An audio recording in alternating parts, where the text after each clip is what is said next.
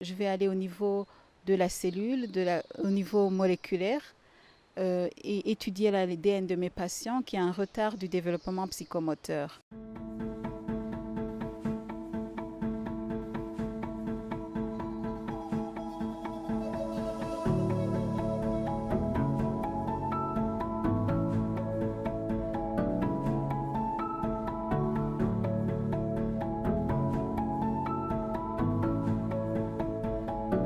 J'avais des membres de ma famille qui avaient fait des études scientifiques, mais depuis que j'étais petite, j'étais curieuse. J'aimais les matières comme la chimie, la biologie, et j'étais surtout fascinée par les cellules, l'ADN. Quand j'ai terminé la médecine, j'ai été épatée par les structures moléculaires.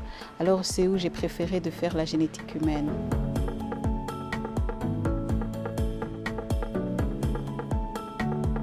Ma recherche porte sur l'identification des anomalies génétiques causant des troubles du développement psychomoteur chez des enfants. Et aussi, on va faire ce diagnostic en utilisant l'utilisation de logiciels de reconnaissance faciale et des techniques de séquençage d'ADN. Je suis allée rechercher les erreurs dans l'ADN de mes patients et j'en ai trouvé. J'ai remarqué que ces patients, ils avaient l'aspect de leur visage était parfois particulier. Il y a des logiciels de reconnaissance faciale qui existent et qui analysent l'aspect du visage de ces patients. Par exemple, la trisomie 21, il y a des syndromes comme le syndrome de Williams, l'X fragile. Mais les logiciels existants, ils ont été créés la plupart du temps sur base de données des patients d'origine européenne, asiatique. On va leur aider à améliorer leur algorithme en additionnant des images de nos patients d'origine africaine, mais aussi on va faire des tests de laboratoire pour voir si vraiment le patient a la maladie qui a été suggérée par le logiciel de reconnaissance faciale.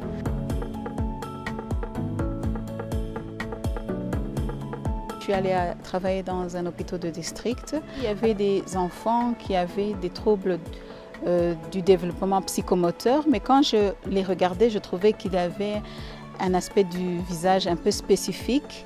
Et à ce moment-là, il n'y avait aucun généticien, alors je me demandais, j'ai été curieuse de savoir ce que ces enfants avaient et c'est pour ça que j'ai été poussée à faire la génétique.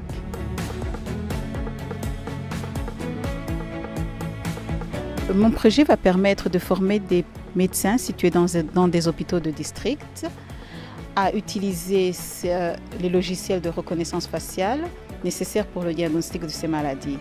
Pour les parents, de connaître la cause de la maladie de leur enfant. Et par exemple, si c'est une maladie qui se trouve dans la famille, pouvoir conseiller les parents.